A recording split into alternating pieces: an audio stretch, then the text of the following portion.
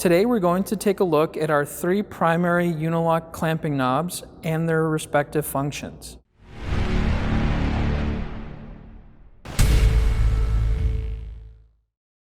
The first knob is our Sba knob, which acts as our master locator. Second is our Sb knob, which acts as our orientation control knob. And our third is the Sbc, or retention only knob. If we look at the taper of our Sba knob, the taper is at full size. And that in essence acts like a round pin.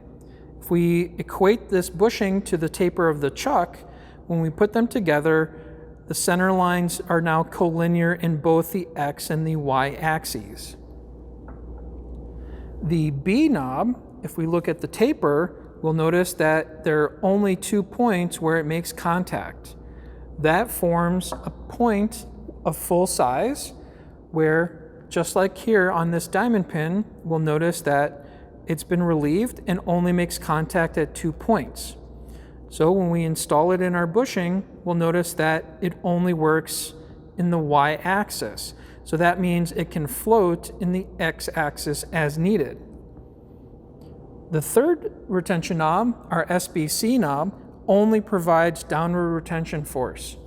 So the taper has been relieved on its entire diameter and allows for 0.1 millimeters of location inaccuracy.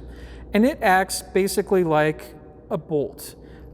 A bolt can go through a bushing, but there's too much slop and it's really only designed to provide downward retention force.